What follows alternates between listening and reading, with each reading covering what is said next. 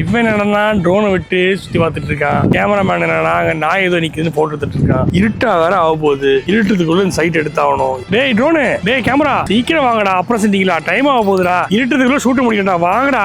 சாவு அடிக்கிறாங்களே நீங்க. Tiruppur's first 8 layer synthetic premium pickleball court.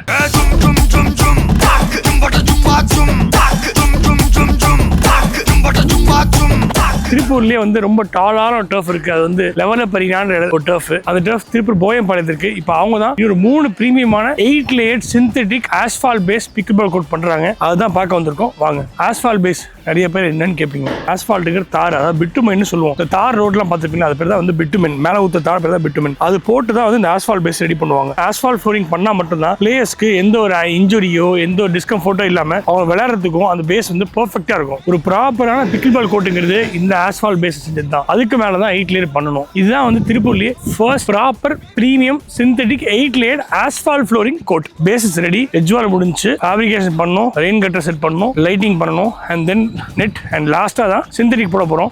பண்ணி முடிச்ச அப்புறம் வீடியோ அப்லோட் வரும். பார்க்க வேற லெவலில் இருக்கும். நீங்களே அது பல பேருக்கு ஷேர் பண்ணுவீங்க. நீங்களும் இந்த மாதிரி பிக்கிள் பால் போட்டு கன்ஸ்ட்ரக்ஷன் பண்ணணும்னு நினைக்கிறீங்கன்னா இந்த ரீல் உங்க ஃப்ரெண்ட்ஸ் ஷேர் பண்ணுங்க. இந்த பிக்கிள் பால் எப்போ ஓப்பனிங்னு லெவலில் பெரினான்ற பேஜில் அப்டேட் வரும். ஸோ அந்த பேஜை ஃபாலோ பண்ணுங்க. Stay tune to game of page.